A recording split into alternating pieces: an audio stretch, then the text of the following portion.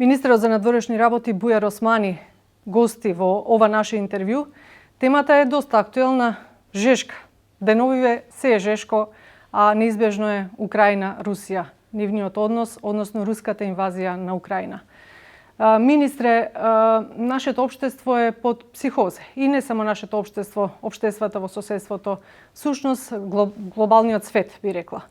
Значи, таа психоза е неизбежна после сите информации, после сите настани кои што следуваат деновиве. Денеска, како што последно прочитав, се најавите од Путин за жестоки санкции. Дури и Вучич се плаши и вели, не сакам ни да помислам што е она што Путин би можел да го направи во однос на тоа што го зборува. Едно ваше видување, каде води сето ова? Што ние може да очекуваме деновиве? Видете, зборувавте за вознемиреноста и психозата на граѓаните на светско ниво, што е точна. Светот е во шок од оваа инвазија во Европа на една независна држава после 75 години мир, после Втората светска војна, но вознемиреноста во нашиот регион е малку поинаква. Затоа што ние сме единствената генерација на луѓе кои што се уште живи, а се соочиле со војна во 90-тите години, зборам за нашиот регион, со една деструктивна војна, со стотици илјади загинати цивили. И се разбира дека во меморијата на нашите луѓе е многу поактуелна, многу повеќе ги вознемирува и затоа можеби забележувате еден поинаков тип на реакција на луѓето во регионот отколку во Европа. Во Европа малку луѓе останале живи кои што ги памтат трагедиите од Втората светска војна. Меѓутоа во нашиот регион сите ние, и вие, и јас, и можеби само најмладите не ги памтат трагедиите од 90-тите и затоа е ова психоза, ова вознемиреност е уште поголема. А може би она дефиниција која што останата нели со историјата па до ден денешен, Балканот е секогаш буре барут, па сите сме во некакво очекување. Така се разбира е се уште ранлива точка поради многу фактори, поради постоечки отворени прашања кои што имаат потенцијал, поради нејасната европска перспектива на регионот, спориот процес на созревање на овој регион, на европеизација на регионот. И сето тоа придонесува да ова биде една вулнерабилна, една ранлива точка на континентот. Се разбира во однос на прашањето што може да се случи ние во моментот имаме воени действија во Украина, гинат цивили, сето тоа предизвикува сериозни пореметувања на пазарите, на цените на производи. Веќе цените достигнаа до плафон. Да, што го чувствуваат сите граѓани, меѓутоа овде не е само битка за сегашноста. Тука е битка на цивилизираниот свет за иднината, бидејќи тука се рушат принципите на меѓународното право, принципите на сувереност и територијален интегритет на независните држави.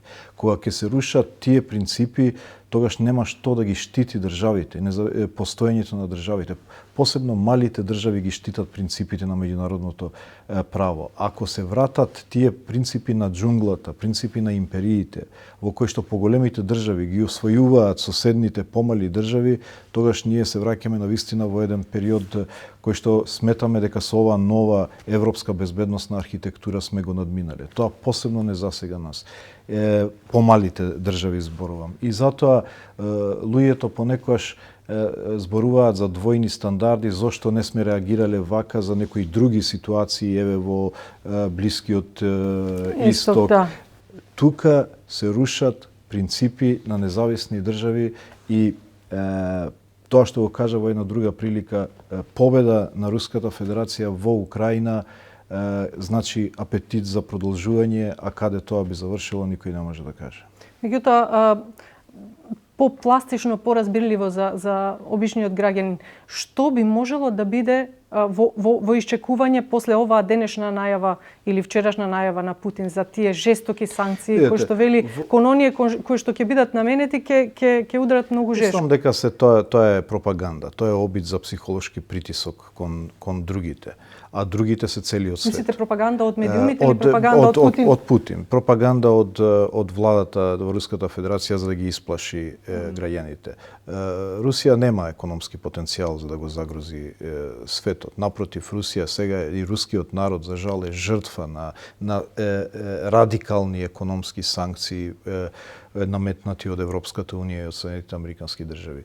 Русија, се разбира, може преку изворите на енергија да доведе до пореметување на пазарите, до снабденоста, да влијае врз индустријата, економијата, сето тоа се разбира и во стандардот на граѓаните. Меѓутоа, морам тука да го парафразирам американскиот председател кој вели треба да платиме цена секако, но на сметка на чување за гаранција на иднината.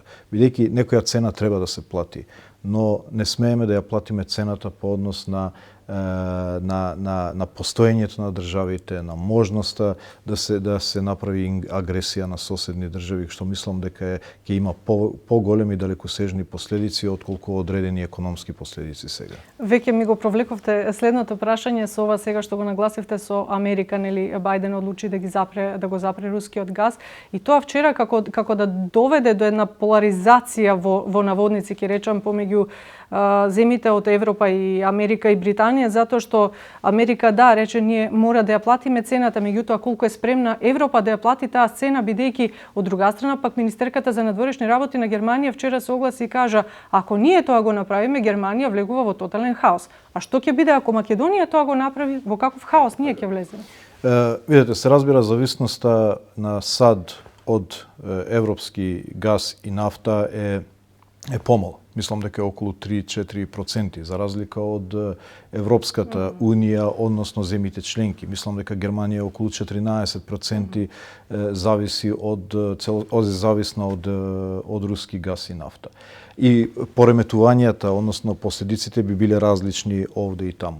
Но не е лесно и за САД да воведе таква мерка, бидејќи еве во САД гледате се историски највисоки цените на нафта, односно на бензин.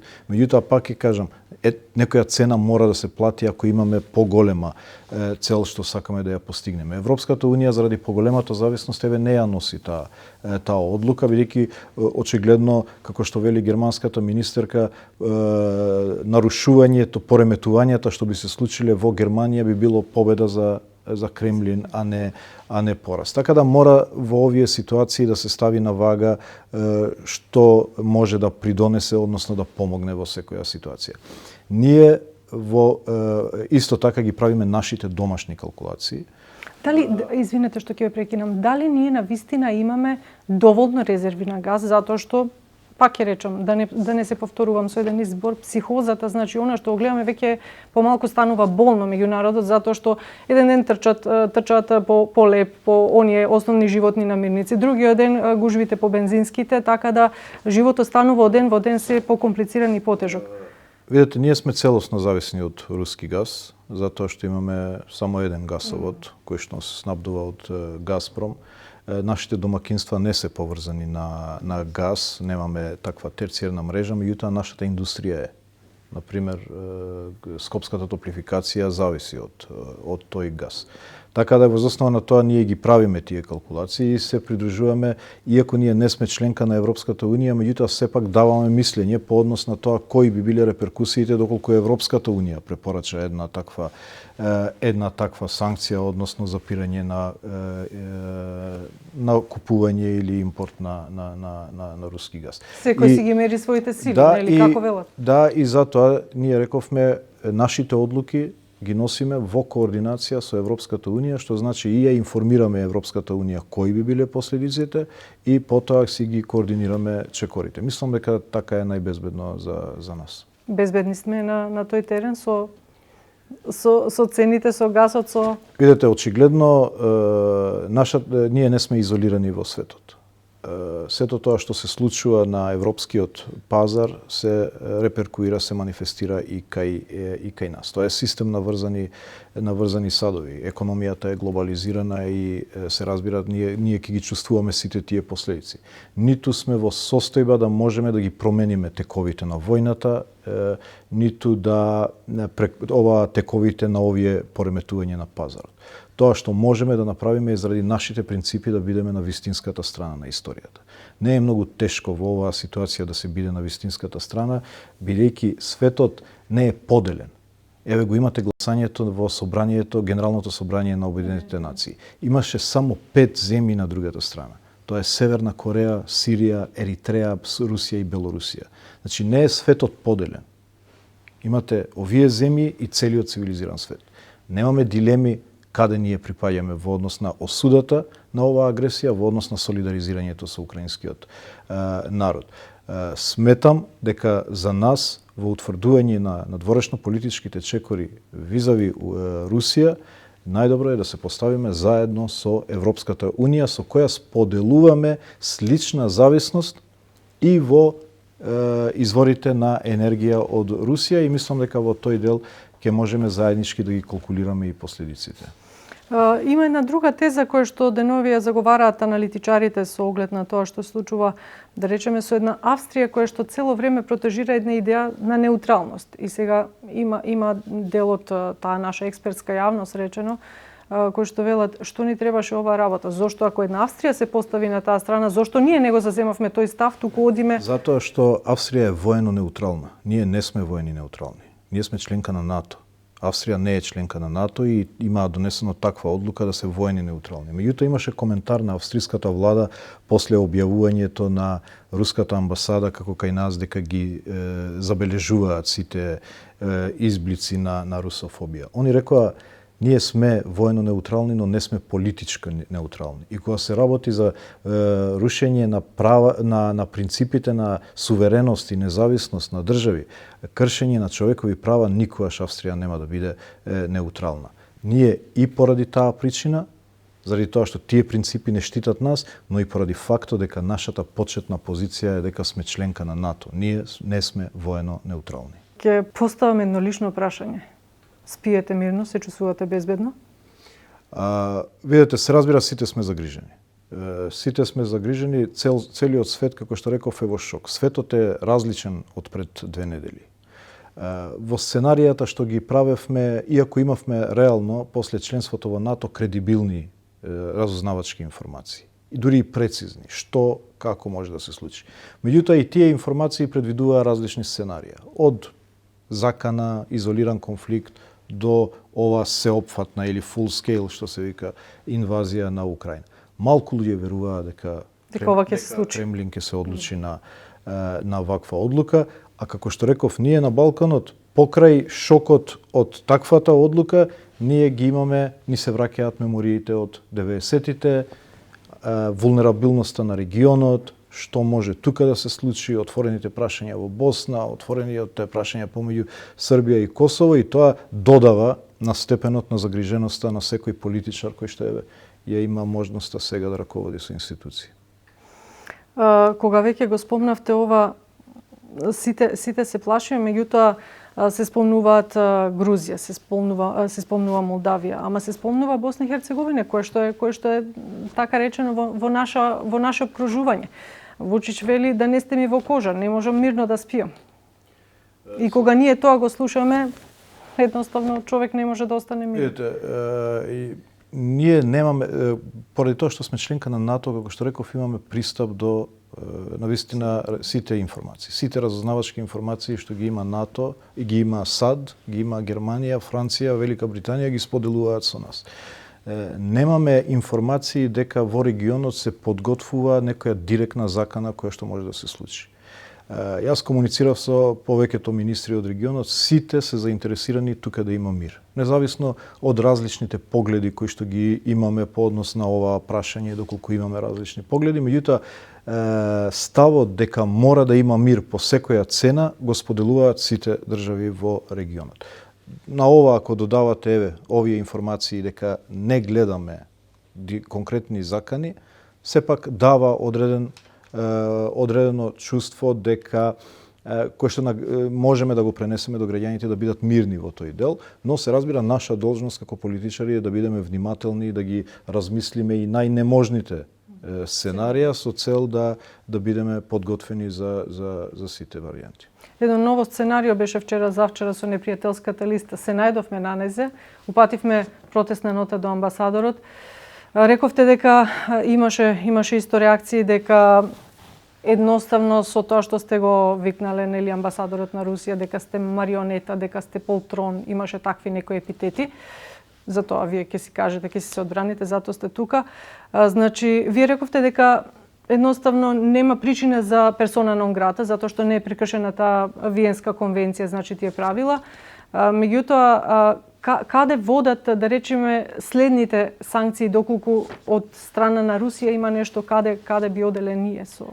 Прво, ние не сме марионета, ние сме членка на НАТО, која што одлучува со право на вето и имаме право на вето да ги блокираме сите одлуки на НАТО. Или пак да ги поддржиме сите одлуки на НАТО. Ние сме на масата, не сме веќе на менито, како што бевме пред да бидеме членка на НАТО. Ова обидот за исмејување на нашата позиција, на нашата улога, кажа во една друга прилика, е дел од хибридната закана, за да се намали довербата на граѓаните врз институциите. Во секоја школска дефиниција за хибридна закана е прво да ја рушите врската меѓу институциите и граѓаните. После ги правите институциите слаби, лесно може да влијаете на нив, ги правите граѓаните лесни за манипулирање. Најважно, посебно во кризни состојби, да има силна доверба помеѓу граѓаните и институциите. Се разбира доколку институциите ја вршат работата како што треба. Но сум убеден дека сите овие обиди за исмејување на улогата на Северна Македонија, на нашата армија, дека не е доволно капацитетна, е на линија на позицијата на Руската Федерација, која што во една изјава на министерот Лавров рече што бара Северна Македонија во НАТО, кој е придонесот на Северна Македонија во НАТО. Значи, тоа е руска позиција која што се манифестира овде преку разни ботови, преку разни прокси играчи кои што се обидуваат тоа да го споделат како јавно мислење. Ама тоа руско, така речено, влијание тука, таа руска позиционираност, нели, двојбеност, кон што не води тоа тука? Во внатрешните рамки? Мислам дека ние треба да бидеме храбри во комуникацијата со граѓаните. Фактот дека немаме поделби помеѓу политичките партии по однос на позиционирањето е многу важен асет. Ние изгласавме декларација во собранието за осуда на агресијата со поддршка од 100 пратеници. Главната опозицијска партија е на иста линија со нас по односот кон агресијата. Но мора тоа да биде директно и гласно кажано на граѓаните. Затоа што може да се случи? Доколку не комуницирате со граѓаните, може да дозволите да се создава таква токсична атмосфера, да после вие станувате жртва на таа атмосфера и не можете веќе да ги искажете своите ставови, затоа што политички ќе бидете казнити. Во оваа ситуација, реков, оваа ситуација не е сива зона. Ова е црно-бела ситуација. Дали сте со целиот цивилизиран свет или дали сте со Северна Кореја и Сирија и Еритреја. Мислам дека јас реков зошто кај нас граѓаните се малку имаат поинаков патерн на однесување. Прво заради тоа што се уште се Добро, и менталниот склоп ние тука да. Јас реков прво затоа што ги памтат трагедиите од војните. Второ, има одредена разочараност од нашата европска перспектива, од односот на Европската Унија кон нас. Некогаш таа емоција на разочараност едноставно се манифестира сега во оваа форма, иако не е изворно таквиот став. Третите се луѓе кои што во секој општество ги има, како радикална десница, левица, кои што се секогаш спротивни на мејнстрим ставовите на државите, меѓутоа тоа се секогаш малцинства кои што не може да влијаат на општиот дискурс на јавноста или на државата. Така да мислам дека сите политички партии, сите политичари треба да бидат гласни во водењето и на јавното мислење во однос, бидејќи сме на правата страна на историјата. Секоја погрешна калкулација во овој правец може да не чини многу, бидејќи ние тука се бориме за принципите кои не штитат нас како држава. Едно малку невкусно прашање кога сме веќе на домашен терен. Мислите дека имате доверба кај да речеме, кај другата страна, кај опозицијата, после сите оние припукувања кои што ги имавте во јавноста со Димитров за надминување на црвената линија, за тие некои коментари што не очекувам да бидеме на исто мислење со опозицијата. И не треба да има. И не треба, идејата на демократијата е тоа, да има конкурентни и да има критика од ставови другата за страна. да граѓаните одлучат кое е подобро. Иначе доколку би биле исти, тоа би било, не би имало демократија. Но реков е за пофалба што опозицијата е на иста линија со владата кога се однесува за овие стратешки односи на државата кон агресијата во Украина, и затоа заедно ја изгласавме декларацијата, но мислам дека имаше и јавен став дека и они тоа го осудуваат, и тоа ни дава на нас тежина и пред меѓународната заедница, бидејќи ние со сите овие постигнувања имаме веќе можност да играме и улога на регионален актер, конструктивен регионален актер, и затоа јас ги повикувам сите министри за надворешни работи на Западен Балкан да дојдат во Скопје да разговараме на тема предизвици од војната во Украина. Не би можел тоа да го направам доколку ние тука имавме дилеми, поделби по однос на нашата позиција. Докаде е според со Бугарија? Имавте една многу интересна изјава, доста оптимистичка, дека во јуни може да следуваат омекнување на ставовите, па дури приближување. Да, не реков дали е тоа премногу оптимистички или... Да, не реков во јуни, одговорив на прашање дали е можно до јуни, јас реков секако е можно. Можно и до утре, доколку се има волја.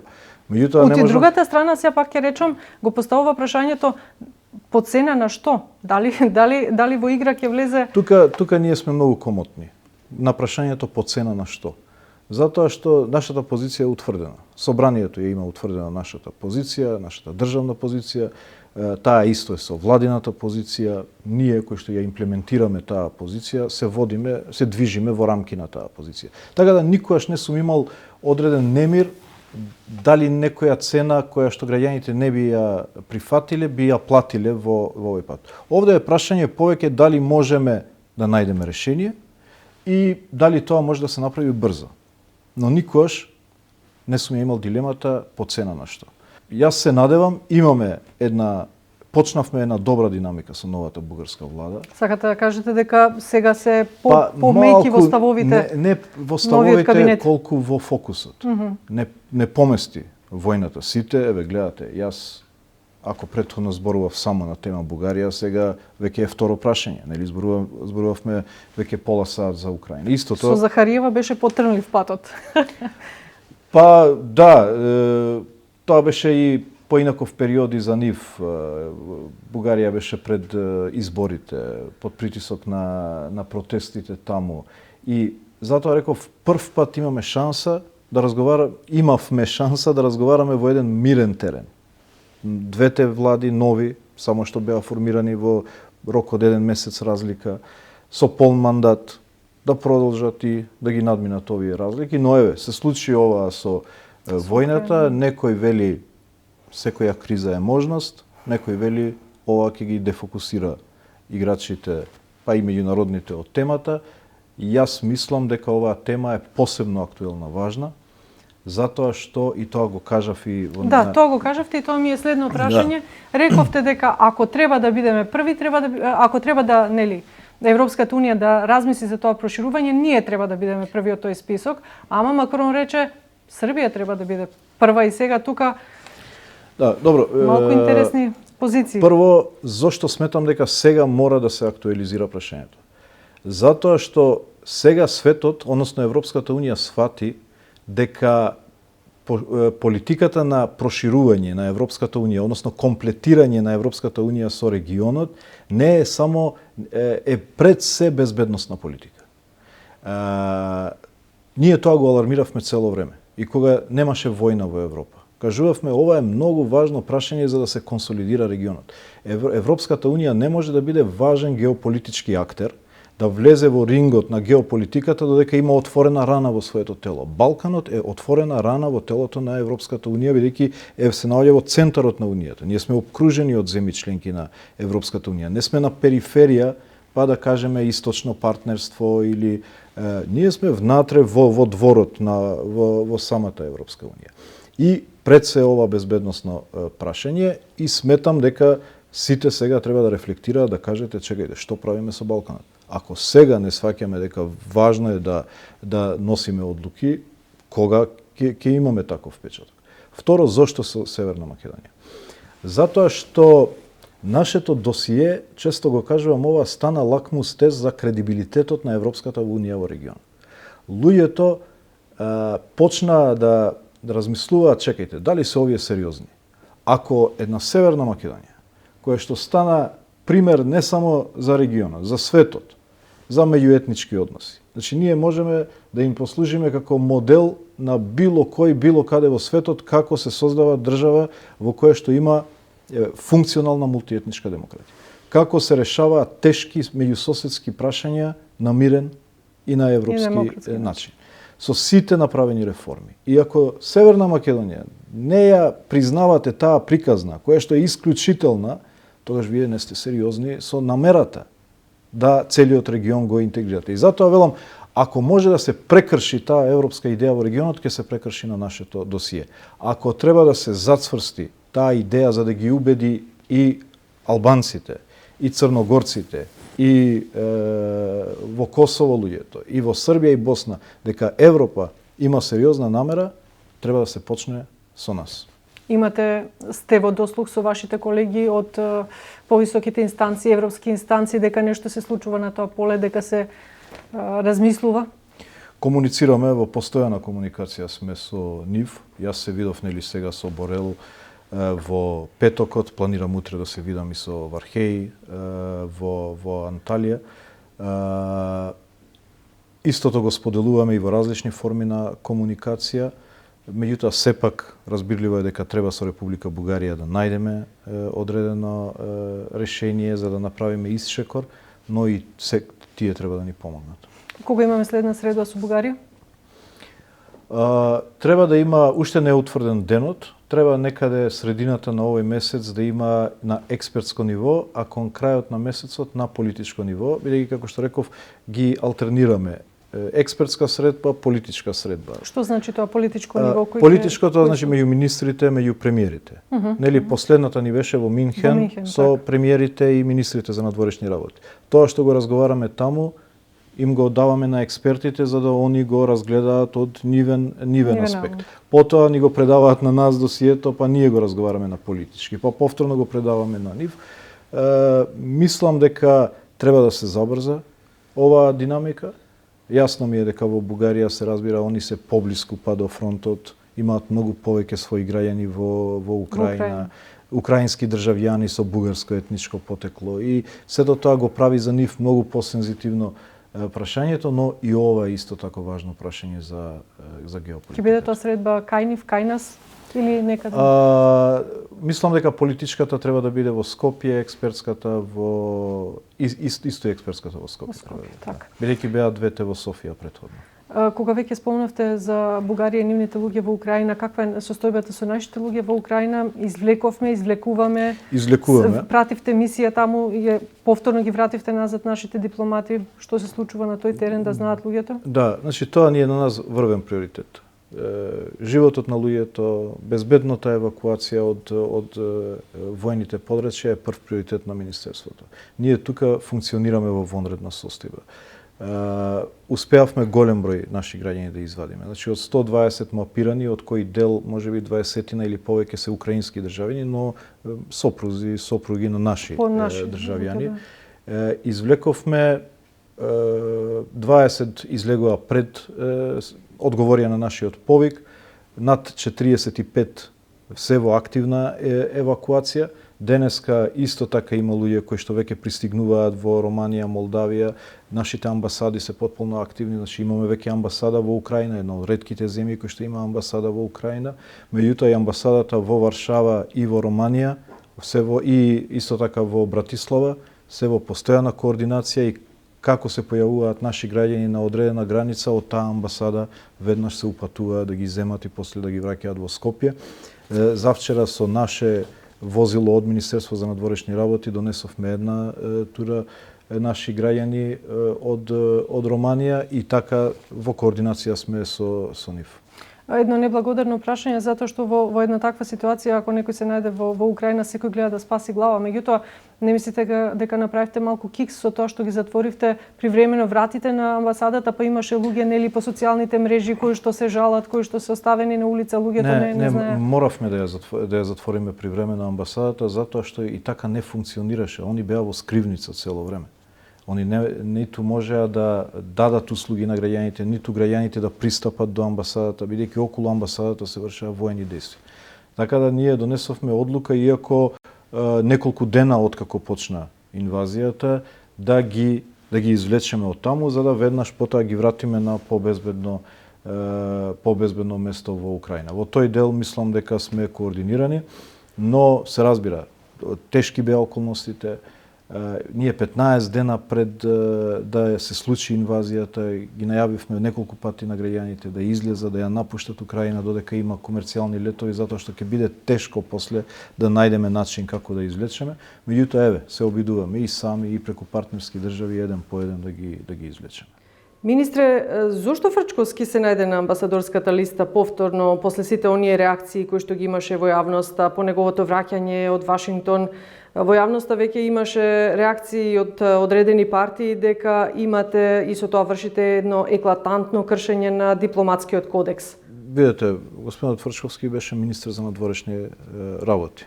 Обично поранешните министри за надворешни работи и не прифаќаат да одат за амбасадори, бидејќи се смета дека е под достоинството на поранешен министер за надворешни работи да служи како амбасадор.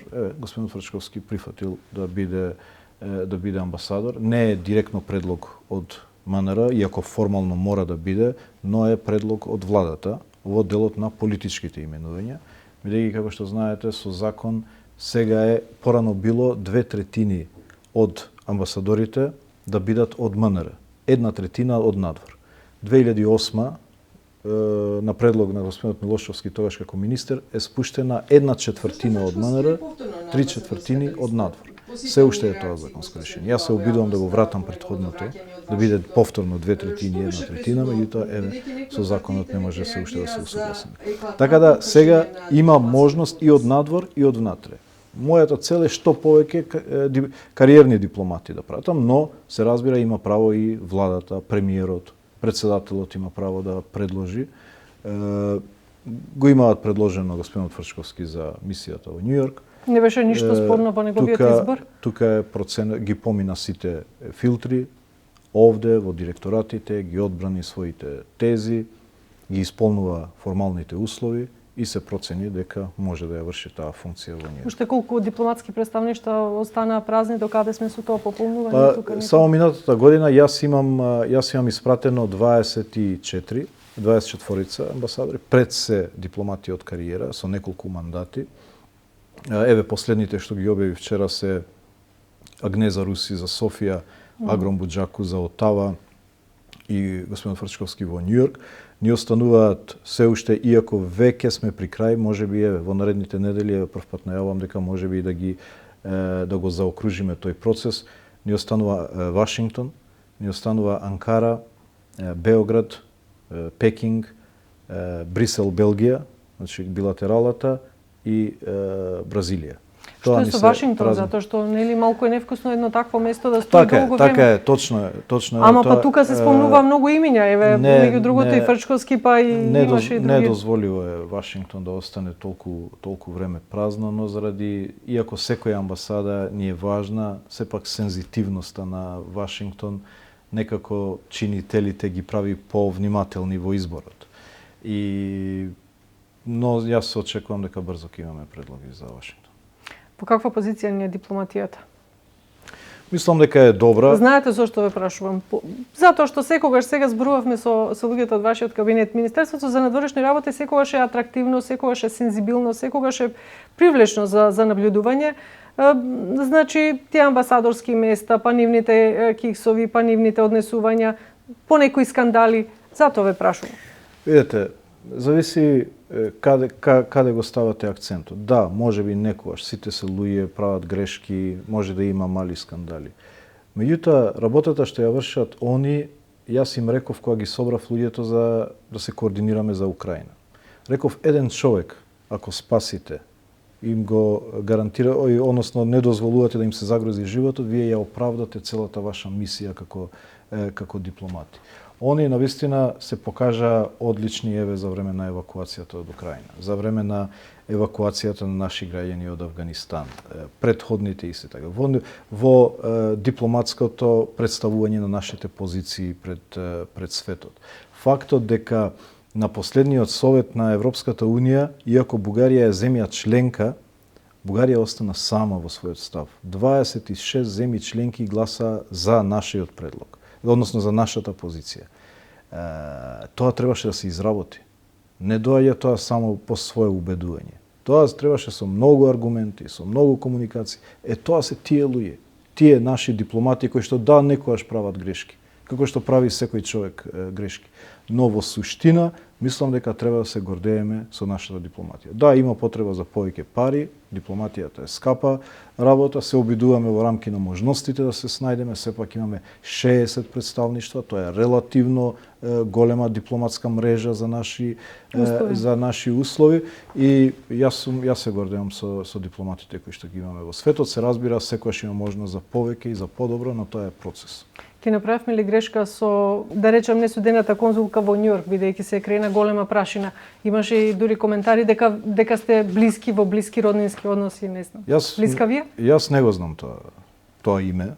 Никогаш не сум запознал човек со тоа име и презиме и затоа Од каде излезе тоа? Некој ја реферуваше? Затоа сметам повеќе како шпекулации врз основа на разговори во влада. Никогаш немало одобрена одлука на влада за такво решение, иако немам право да коментирам прашање од затворена седница на влада, но еве, ќе кажам, одлука на влада одобрена никогаш немало за тоа прашање. Јас не го знам, не ја знам господјата, никогаш не сум ја сретнала во животот. Имаше различни коментари во јавноста, прво, зошто е реакцијата? Еве, и да речеме дека постоело такво решение. Дали заради тоа што е жена, дали заради тоа што е млада, ние сме имале премиер на таа возраст, дали заради тоа што е албанка, така да треба внимателно и односот. Но таков случај, таа господја јас не ја знам и немало одлука на влада за тоа. Повеќе го коментирам ефектот на оваа дебата во јавноста кој што се отвори, создаде недобар вкус. Дали ние имаме кадерни луѓе во тој ресор каде што навистина треба да имаме, нели? Сепак го представуваат светот, сепак тоа е една извикана позиција каде што не секој може да биде. Зошто да преюдицираме? Зошто да преюдицираме? Не можете да ги отфрлите младите амблок. Вие имате, ние сме имали, велам, премиер на тие години. Јас сум бил министер за здравство на 28 години. Треба да им се даде шанса и на младите, се разбира. Не треба жените да ги дискриминирате, па дека може да бидат по-квалитетни и неквалитетни. Затоа таа дебата беше малку чудна. Јас се разбира бев воздржан затоа што прво затворена седница, второ немаше таква одлука. Меѓутоа, зборувам, дебатата како дебата беше многу чудна и треба да се анализира понатаму зошто таква хистерија за човек што не знаете. Не се запознавте? Не. Да не е некаден во владините институции? Не знам. Јас навистина не ја знам и никогаш во животот, освен на телевизија, никогаш не сум видел. Така. Добро, јас мислам дека горе-долу офативме се што требаше да офатиме. Прашањата никогаш доста, темите никогаш не се затвараат, посебно ќе речам во еден ваков ресор кој што е многу суптилен и доста чувствителен, особено во едни вакви околности. Дај Боже да се смират работите. Уште едно ваше предвидување кратко, ќе запре ли ова со Украина или сите посакуваме? Зависи како ќе запре. Кој ќе извои победа. Мислам дека ако Украина изгуби, ќе биде само првата станица. Благодарам. Ова беше министерот за надворешни работи Бујар Османи. До некоја следна наша прилика. Јас ви посакувам се најдобро. Благодарам на вас.